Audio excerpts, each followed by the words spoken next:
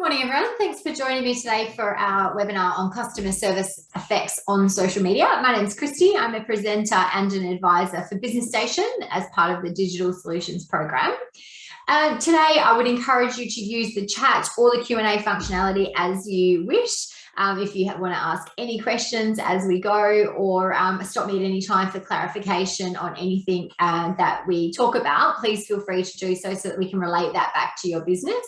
We'll also have a few minutes at the end where you can ask questions as well. All right, so today we are going to cover quite a few things. We're going to talk about the direct correlation between customer service and social media, and how what you do as an organisation very much translates to how well your PR and your social media works for you. We're going to look at the suggestion that customer service is a single interaction, whereas customer experience incorporates that entire customer journey. So we'll look at the customer journey itself and understanding the whole customer experience process.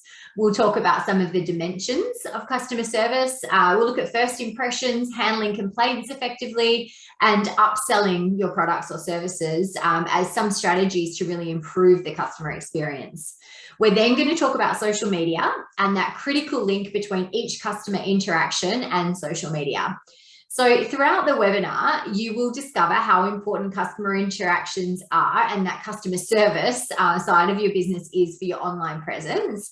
And then we'll talk about what you can do to generate some more positive word of mouth, hopefully from each and every one of your customers. So I did touch on it, but customer service really is a single touch point with a brand at the moment that a customer is in front of you. Whereas customer experience impacts sort of the whole journey, and it really impacts feelings and emotion throughout that journey as well. Customer experience is defined by those individual interactions and experiences that your customer has with your business throughout the journey, from that first point of contact right through to hopefully your customer being happy and loyal. Now, your job as a business, no matter what industry you're in, is to understand the whole customer experience process and learn that critical link between each customer interaction. And for the purpose of today's session, specifically looking at how social media fits into the customer experience. So rather than customer service sitting alone, I would consider your job to be customer experience management. So perhaps a slightly different way to think about it. And it has to be a top priority for all businesses. Companies that focus on customer experience tend to increase revenues and have loyal and repeat customers. That tends to lead to higher profits, which I find in most cases with small businesses is the ultimate goal. Now, successful customer experience management does require you to have more of a 360-degree view of your customers. So not only their interactions with you face-to-face, but following up with data that you have on them and looking at in the online space for a lot of that data as well. The data will allow you to understand your customers in depth, to create a journey map so that you can really track the steps that your customers go through to ultimately engage with your business. It will allow you to develop an emotional connection with your customers and allow them to develop an emotional connection to your brand. And it will allow you to capture customer feedback so that you can actively track satisfaction or make changes if you do need to make changes along the way. Now, implementing a social media strategy in your customer service model is a great idea, and that will help you to communicate with customers at a level that makes sure that they feel part of your story as well. It will encourage them to recommend your brand to others and to continue that conversation with your business well after they've experienced your product or service.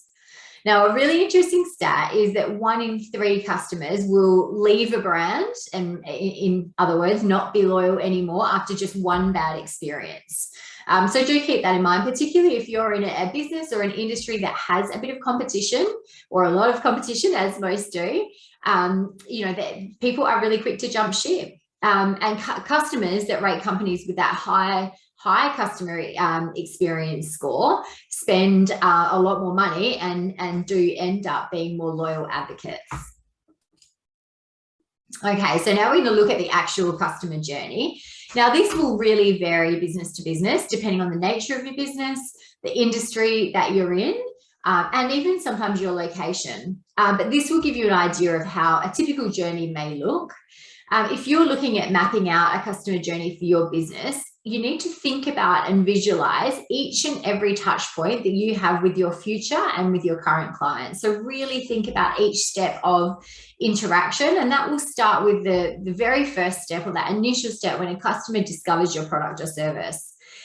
A lot of the time that's happening online. So that's a really, really interesting concept, no matter whether, you're service-based and you go to people's homes, for example, or they come to experience your service at your location, or whether you're selling products online, there will tend to be that initial discovery stage will happen online. So the exercise of mapping out this journey for your business helps you to step into your customer's shoes, see your business from their perspective, and allow you to look at the business as a whole and map out the journey before you design that customer experience. So know what the journey is, and then work out how you're going to tailor your customer service, or the delivery of your product or service at each stage of that journey.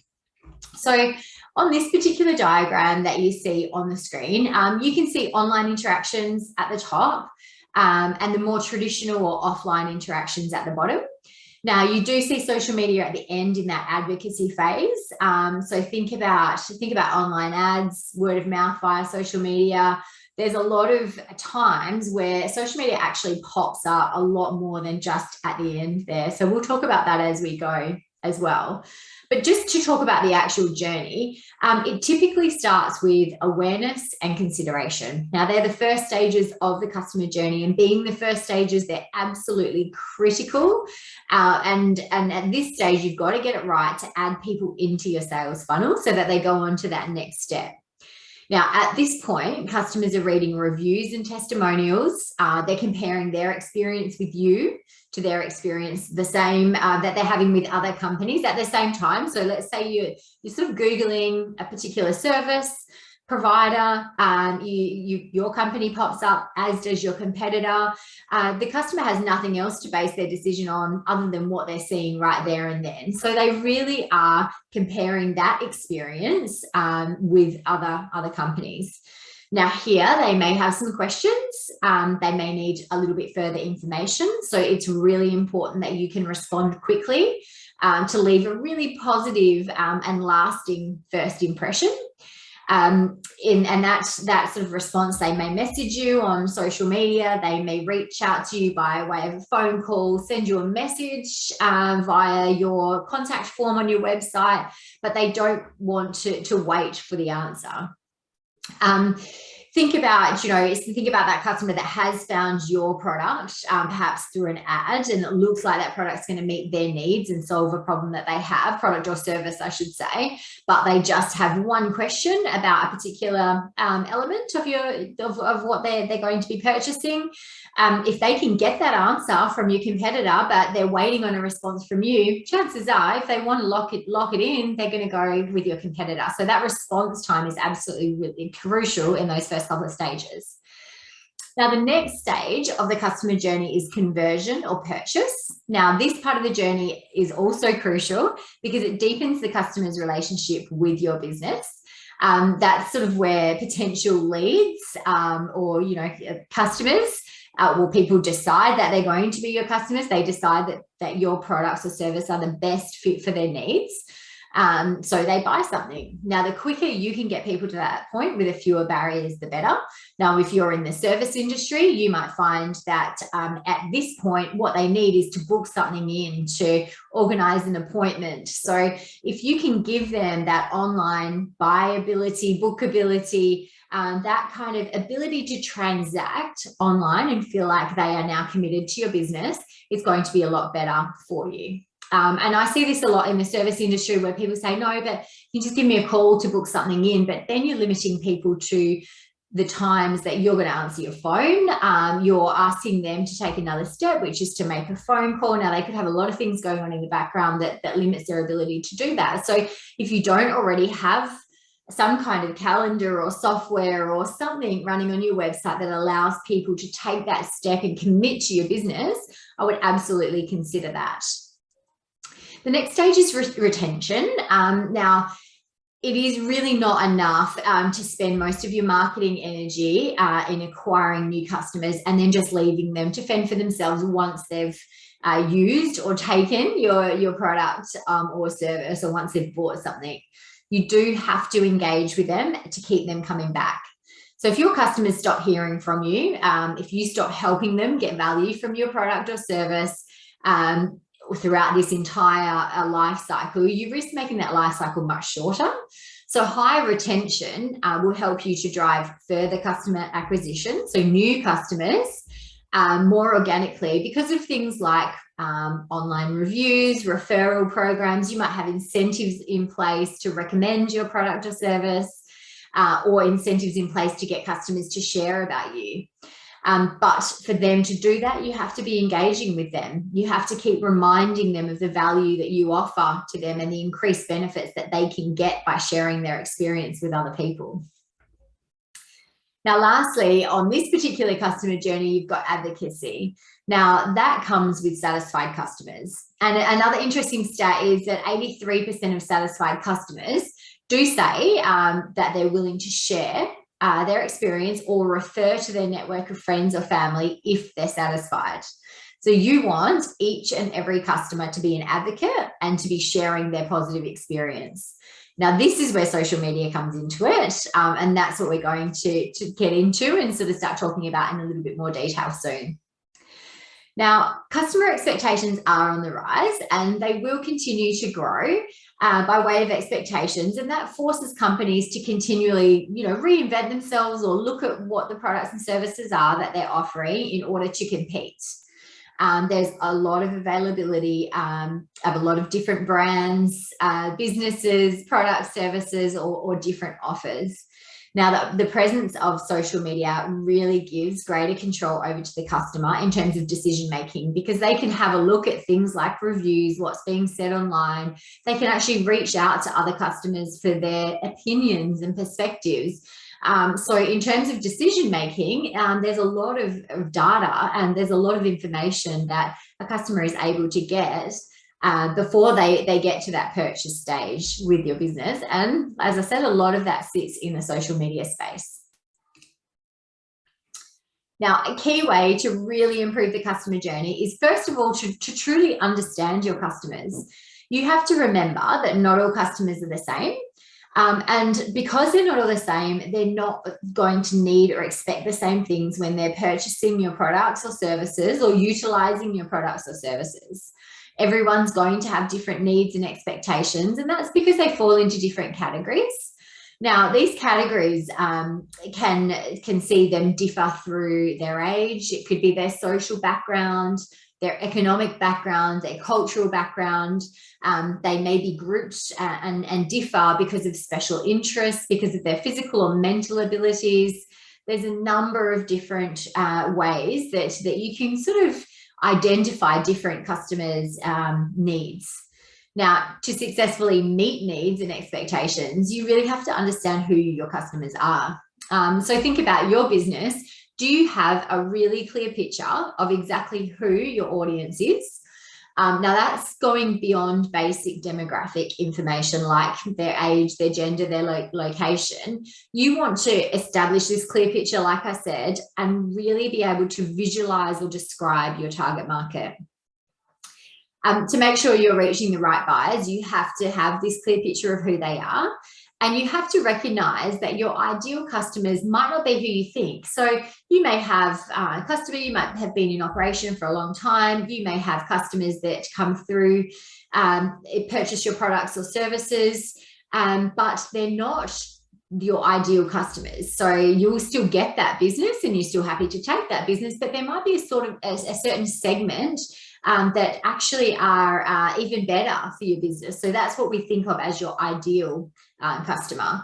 Now, through analyzing existing research, through looking at social media feedback on your own accounts, competitors' accounts, And by analysing your existing customer base, you'll be able to determine who those people are and get a really clear picture of your ideal market.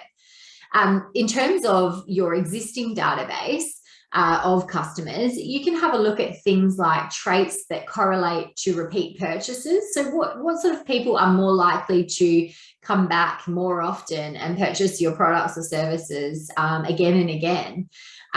Which segments or what type of customers tend to become long-term and more loyal? So really do your research, do internal research on your current customer base, but do external research as well to know what consumer behaviors maybe changing, trends that are emerging, what sort of experiences people are having with your competitors. So that kind of information is absolute gold.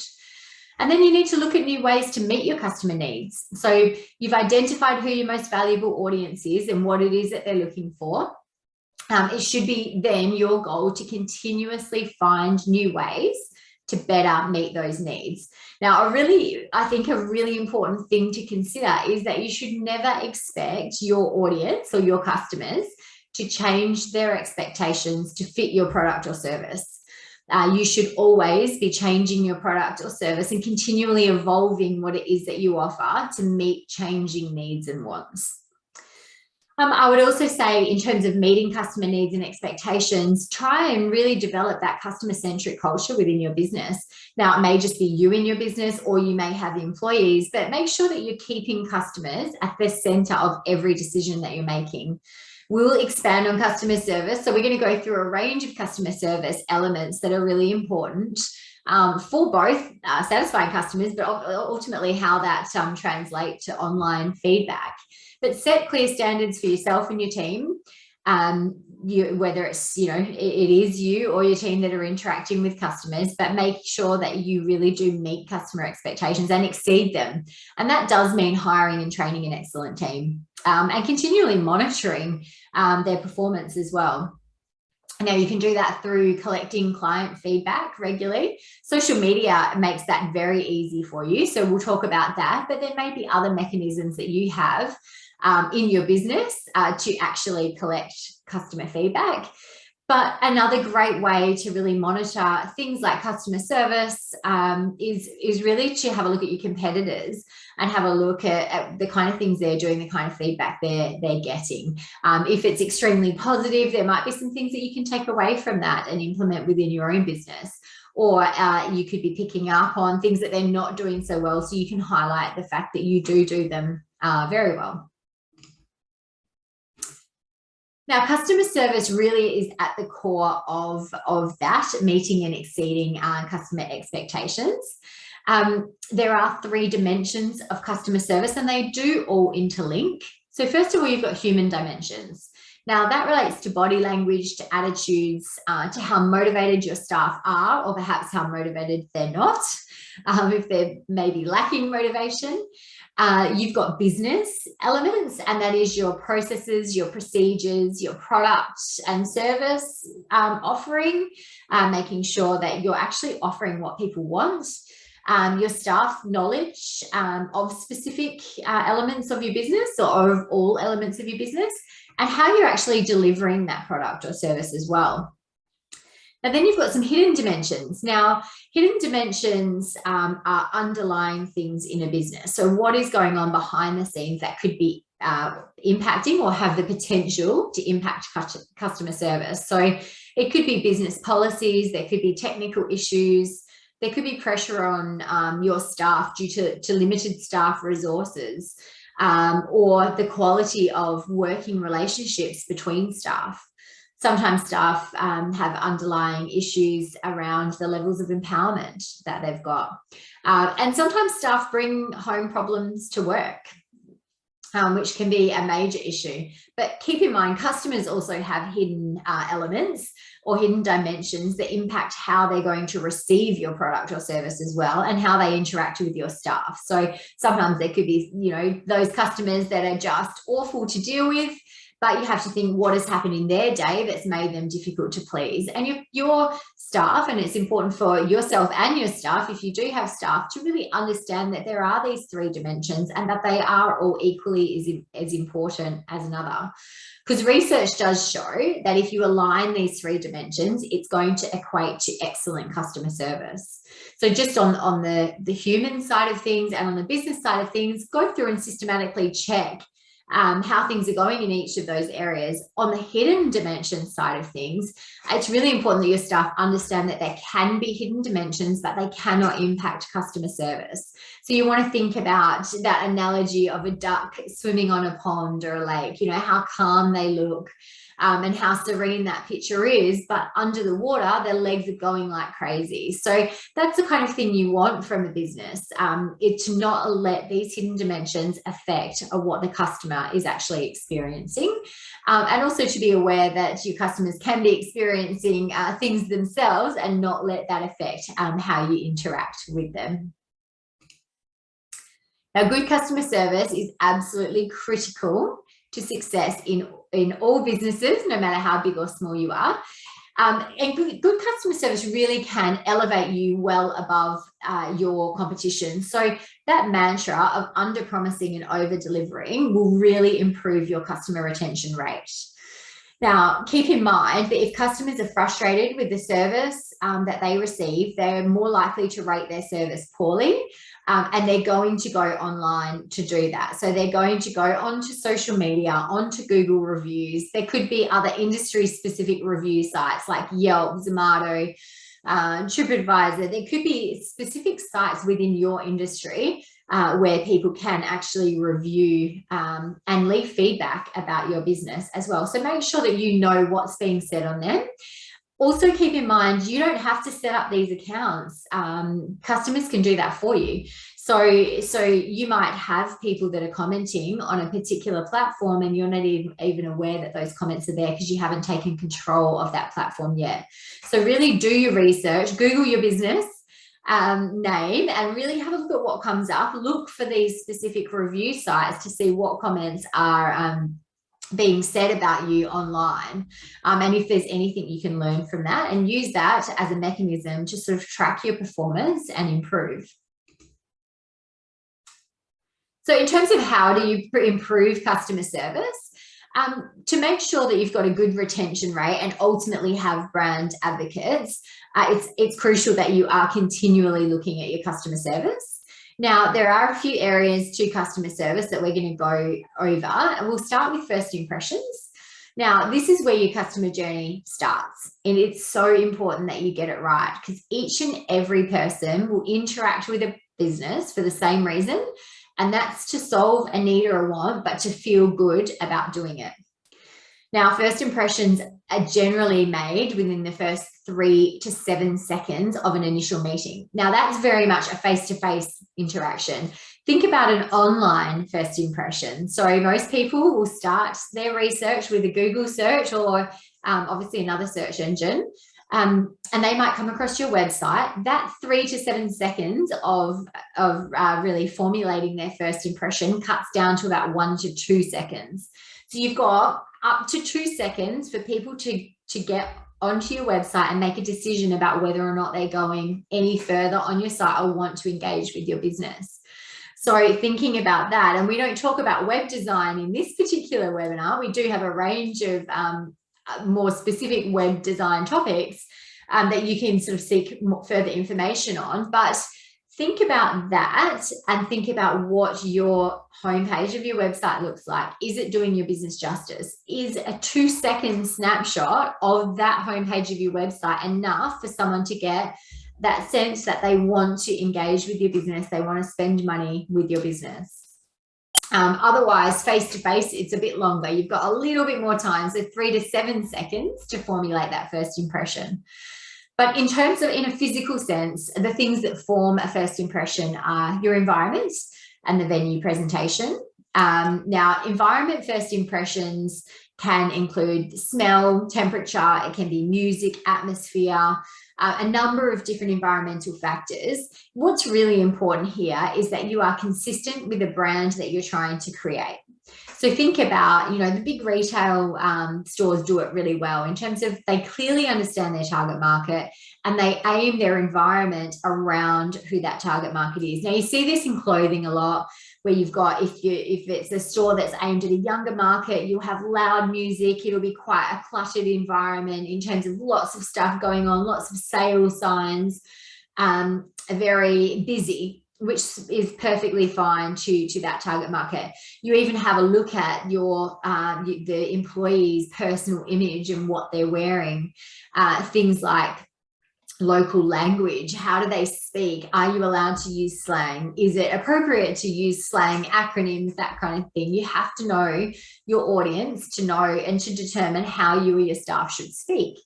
Body language is absolutely crucial. Whether or not you're smiling and greeting people is really important. That acknowledgement is absolutely essential, as is your overall attitude and whether or not you show empathy to a particular person based on what you can see about them. You'll also be developing a first impression about your customers. So have a look at what sort of signs that you can see about how their day has gone and how you can display empathy.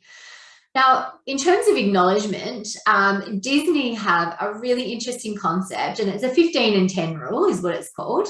Now, with this rule, if a customer is within 15 feet of an employee, which is about 4.5 meters, the Disney employee has to acknowledge them with a smile.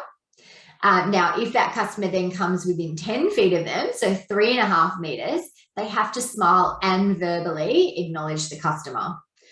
So I think that's a really interesting concept. You see it so much, in a customer service setting where you have staff and sometimes business owners in certain circumstances that just don't acknowledge you at all. Now, that acknowledgement is absolutely crucial to building a really lasting first impression. So think about your business policy on this and your procedures. Are your staff trained in these sort of elements? Absolutely crucial to consider. And like I said, online, that window is much, much shorter, and you're solely relying on the look and feel of sometimes your social media accounts, but sometimes your website to allow people to determine whether they're going to go through that customer journey any further. All right, so that sort of leads into complaint handling. So the customer is transacting with you on some level. They've become a customer of yours. Now, virtually everyone will have to deal with customer complaints at some point. It could be something as simple as getting some part of a transaction slightly wrong, or there can be major business errors in some circumstances, but how you handle those complaints makes all the difference. Now, the LEARN format, which is an acronym, is a great format to follow. Now, that expanded. The L is listen. So listen to the customer's concern without interrupting them. Let them explain to you exactly what they've experienced. Empathize with them. Be sympathetic around what they're experiencing. And you can do that through a lot of verbal cues, whether that's nodding, smiling, listening, as and when is appropriate. But that active listening really establishes empathy throughout that listening process. Apologies can be appropriate at certain times. Now, sometimes you go back to the dimensions of customer service and think about some of those hidden factors where perhaps your customer is having or has had something happen within their day that's made them very difficult to please, or it could be that your business has done something wrong, but that apology is really important. So sometimes you're apologizing for what you've done or the business has done, not you personally. Sometimes your apology is in line with how the customer's feeling at that point in time. So it's not specific to, I'm sorry, this, that we've done this wrong. If perhaps you haven't done something wrong, it could be more in line with that, you're apologizing that the customer is feeling like that. Then you've got to react is the next step. And that's where you evaluate different solutions. Now, there can be an issue here if you've got staff, for example, and they're unsure of their empowerment, or they don't have enough training around customer complaints, or there is no policy or procedure around what to do and what they can offer a customer to satisfy them. The next level is to notify or to follow up the customer. So after you've offered and provided a solution, personally check with them to make sure that they're satisfied. Did that actually appease them, satisfy them? Have you turned that complaint into a positive experience? Because that's the ultimate goal at that point. Now, I've touched on a few of these, but as you can see on the screen, there are reasons that we don't handle complaints well. Being too busy is a key factor. For small businesses, being defensive is another really interesting factor. Trying too quickly to come up with a solution, or just that defensiveness that small business owners get because they love their product or service. And I did touch on staff being intimidated by a lack of training, or not sure of their empowerment, or not having policies and procedures to actually follow. That can really break down that chain of how you handle a complaint effectively. So make sure that yourself and your staff do have a clear policy around complaint handling, and that they are trained and confident to be able to work with customers should they have a complaint. Now, another way to really improve customer service, but to also improve your revenues, is suggestive selling. So you might have heard of suggestive selling, but it's essentially a sales technique where the employee or business owner asks the customer if they want to include an additional purchase, or perhaps upgrade from one product or service to another that might better suit them.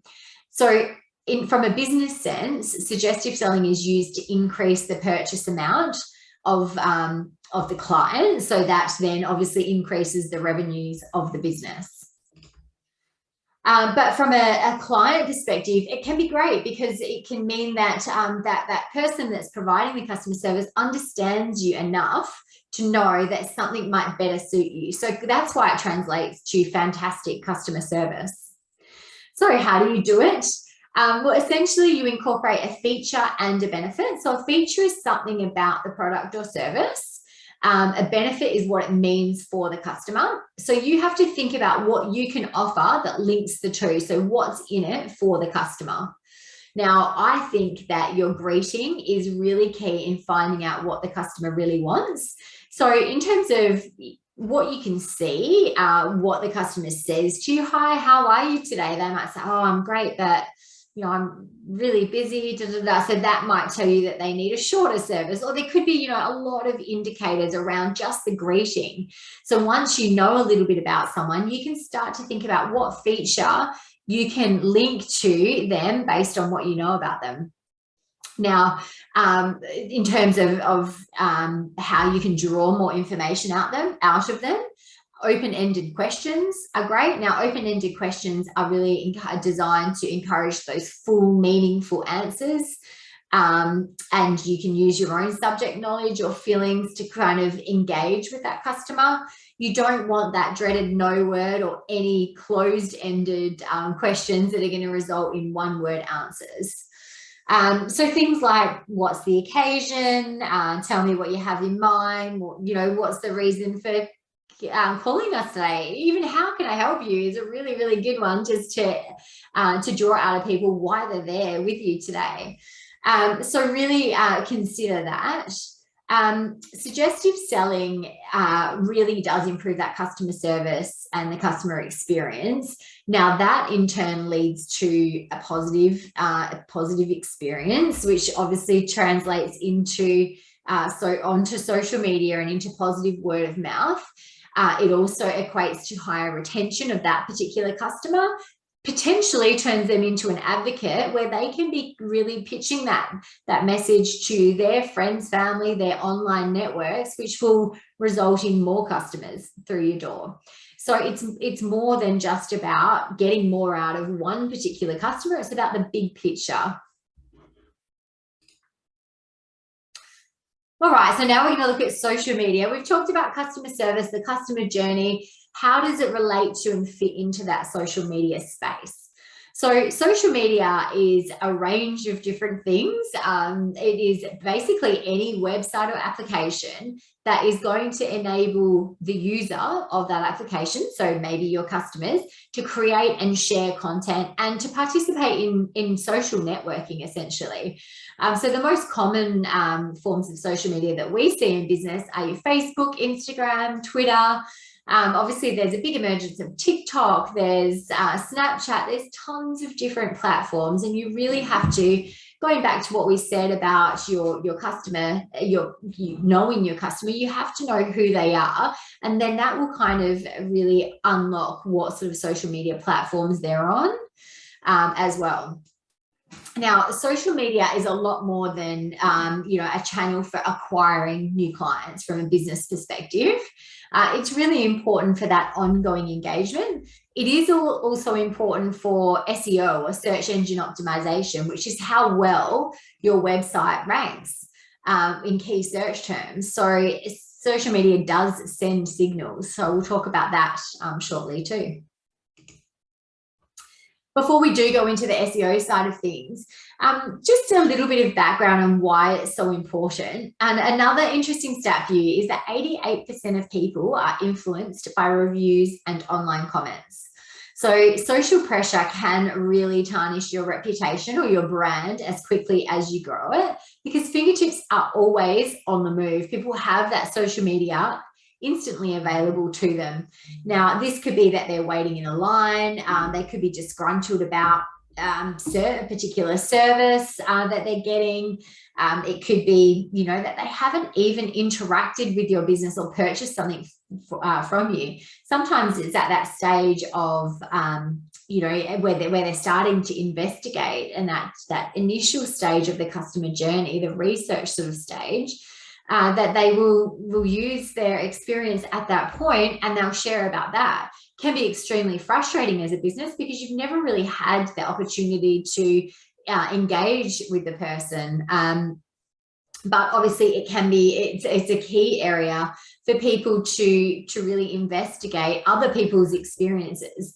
And what it's done is social media has played this key role in that power shift to customers. The world is so immensely connected since the introduction of social media that people are more than comfortable to post positive or negative reviews online. They might post videos about how to use a particular product or service. So there are risks with social media, meaning that bad experiences can greatly affect your reputation, but there is also an extremely positive side to social media as well. Now, in terms of social media positively impacting your business, your job is firstly to have a look at how and where social interactions fit into your customer journey, and make sure that you're maximizing your efforts at those points to be part of any conversations that are going on, and that you're also listening to the feedback from your customers. So in terms of how you can do that, first of all, reap the benefits of this two-way brand engagement. Customers absolutely love it when businesses share information, tips, ideas, sometimes even a bit of humor across social media. Customers love to send a message out to their favorite brands over social media channels. They get very excited when a business responds. So that two-way engagement on social media is a great way to really build brand loyalty and help give your company its own voice, essentially. I would also think of social media, or consider social media being an extension of your contact info. Customers do expect a really quick response to their comments or concerns. They don't want to wait days. Sometimes they don't even want hours for that. So it's really important that you're continually monitoring your social media. Social media does let your customers effortlessly reach out to you without getting stuck on hold, without waiting for an email response or anything like that. They don't want to go through a lot of hassle to get the information that they need. So it's really important that you're there and understanding that this is as important as a phone ringing right beside you. It's also a great way to nip complaints in the bud very easily. If you avoid social media, it's not going to stop customers from speaking up if they do have a complaint or some kind of issue. But if you've got a presence on social channels, at least you'll know about issues and can address them really promptly to get ahead of a particular situation. Now, there is a statistic around the percentage of brands or businesses on social media that respond to customer complaints within the first couple of hours. Now, about 70% within the first 2 to 4 hours, and then it sort of extends from there. So think about that side of it. Now, if you're not there to respond to any complaints or feedback, then your competitors might be there and happy to pick up the slack, or other customers can get on and provide feedback as well. So it is a quick way for people to access you and to provide feedback to you, but you've got to be there to respond to it as well before anyone else does. It's a great way to spot trends. You can spot trends on or before they occur. You keep your ear to the ground on social media and pay really close attention to what customers are talking about. And that will really help you spot trends. There's lots of analytical information. There's info on your current customer bases that you can really find to see what people want, what sort of people are on your social, but also look at monitoring hashtags, look at following your competitors' pages, and really get a head start on providing customers what they want. Don't forget that social media gives you another access point to your customers as well. So you shouldn't consider social channels to be an advertising opportunity. This is a place to build a relationship. You can do a lot of social advertising, but on your organic posts or on your pages, your normal page posts, definitely look at providing the information, tips, hints, and adding value to the customer's day. There's nothing to stop you from sharing the odd offer or deal, as long as it doesn't represent the majority of your posts. Remember, it's like the 80-20 rule. 80% of the post should be helpful information, adding value to the customer or to the follower, and then 20% can be a little bit of a sales pitch. You have to be prepared to use that channel for customer service. So keep that in mind. It is all about building that engagement and establishing and continuing a relationship with your existing, your past, and your potential future customers. Now, I touched on this earlier, but social media can really positively impact your search engine optimization, your SEO. So not only do social media interactions affect what you or your customer sees, it also affects what you do behind the scenes and how well you come up in searches. Now, because a lot of sharing takes place on major social platforms, search engines like Google have really started to take note of what these signals are and play an important role in SEO. So social signals really refers to a web page's collective shares, likes, comments, and that overall social media visibility as perceived by search engines. So those activities contribute to your page's organic ranking. They are seen as another form of citation or authority, so it's similar to backlinks. Now, if you've got a strategy that's designed to increase your social media engagement, it will also raise your website search engine ranking. So you've got that twofold benefit in that sense. So if you are looking at improving your social media and establishing a comprehensive social media strategy, don't forget that that will impact your SEO, but you still have to consider all the usual SEO tactics.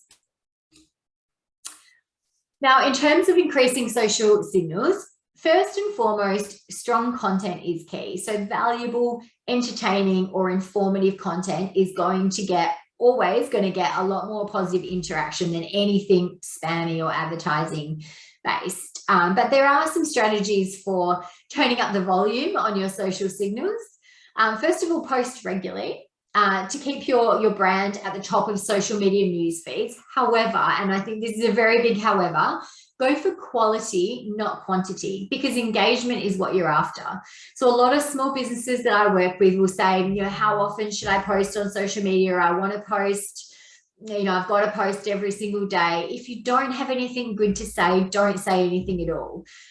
You don't want to waste or to annoy your followers with posts that just aren't valuable or adding value to their day. So always go for quality, not quantity, but keep in mind that the more you're posting, the more active you are, you're going to be at the top of those social media news feeds. Images will greatly increase interaction rates for all social media types. So always incorporate images into your posting strategy. Now, the real images that you're taking that are still quality images, but things that are going to think about the kind of things that you like to see. If you're continually posting the same images, so it's always the same setting, it's going to get a bit boring. So mix up your images and have a look at ways that you can get content. So if you've got staff, you might say to them, I want you to take at least one photo per shift and send it through to me. You never know, you could get a whole lot of photos that aren't worthy of social media, but you could be getting some little gold nuggets out of the content that your staff are providing you. Listen, so hear what people are saying about your brand and really respond to critique in a constructive and a positive way. And again, in small business, you tend to see a bit of defensiveness when it comes to responding to social media. Don't get caught in that space. Really do listen to what's being said and respond in a constructive and a positive way, no matter what the comment is. Now, some people get on social media, they find it very easy to leave feedback and to really make comments and that kind of thing that they probably wouldn't say to you in person. Don't take that personally. Maintain that level of professionalism.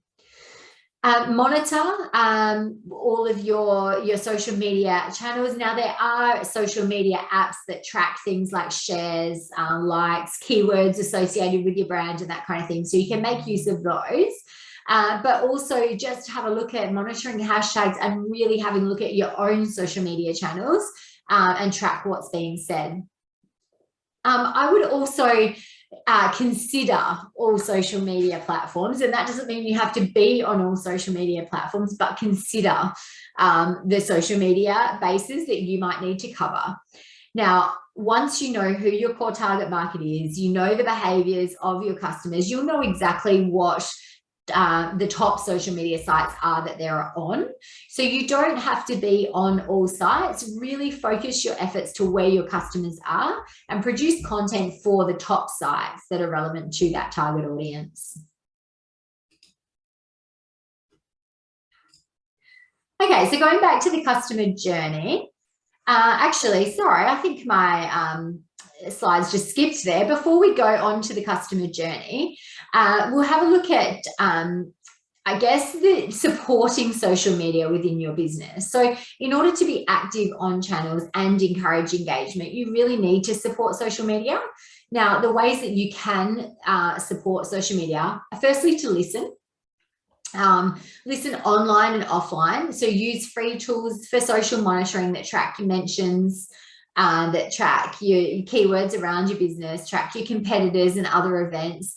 You can become a social media monitoring specialist yourself through spending time on social channels, using these tools, using your own web statistics. And really, I would encourage you to import your data into some kind of monthly reporting. So you might have sales reporting, you might have lead reporting, but have a look at your social media as well. Track what's going on and compare your results month on month.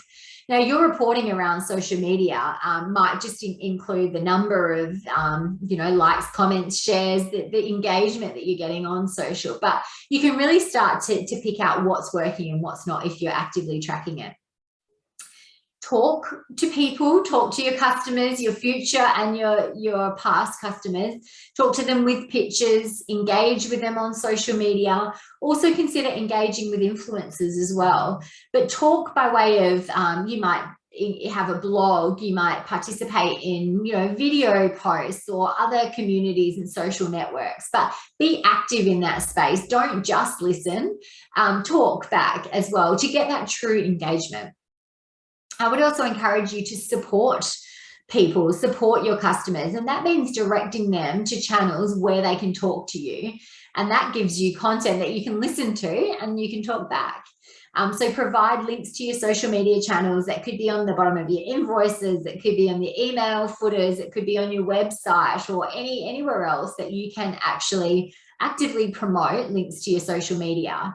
I would advertise them online and offline. I'd communicate them verbally to your customers and really encourage your customers to engage with you in the social media space, because that gives you an opportunity to extend your relationship with them well beyond just that point of service delivery or product or service delivery, I should say. All right, so going back to this customer journey, now this is the slide that we had a look at right at the beginning, and it runs through awareness, consideration, the purchase stage, and then on to retention and advocacy. Social media, as you can see from what we've spoken about today, is an absolutely crucial part of that journey. It really allows you to improve your customer service, to engage with your customers, and to provide them real-time responses to any questions that they might have. Now, through listening, through talking to your customers, and through supporting them in the social media space, you're going to really enhance that advocacy component of the customer journey. And that enhances brand awareness, which means that you'll become visible when customers begin their journey. So keep in mind also that a lot of businesses really just focus their efforts on the first 3 stages of this journey. So trying to get people in the door and through to a purchase. And that tends to be, get them in, get them to buy something, and then that's it. And that, I think, can be a really big missed opportunity, because those last 2 stages, your loyalty and your advocacy, are going to bring you your most high value customers. And these customers, in a lot of cases, will actually send even more great business your way. Now, it costs something like 8 times more to acquire a new customer than it does to retain an existing customer. So if you're not only retaining an existing customer, but they're doing that work for you in terms of bringing new customers in the door, then that can be a massive cost saving from a business perspective, but a huge win to your business as well. So keep that in mind. Now, that wraps up our session on customer service effects on social media. I do hope it makes sense, and I hope there's some things that you can take out of this to improve, or to, I guess at the very least, better understand that connection between what happens face-to-face with your customers and what happens online. Now, I am going to stay online now and answer any questions that you may have. But do keep in mind, we've really just scratched the surface. If you want to know more or talk about any other aspect of your business, you can always book one-on-one appointments through the Digital Solutions program. We also have a lot of workshops and webinars around customer service, as well as social media. So if you really want to work on particular social media channels, I'd really encourage you to investigate and to look at some further learning on those social media webinars, or those social media platforms that you've chosen. But that's it from me. So thank you so much for joining me today. Like I said, I will stay online. If you have any questions at all, please drop them in by way of chat or Q&A. Good luck with your customer service and your social media. And I do hope that you understand the link between the two. Have a great day.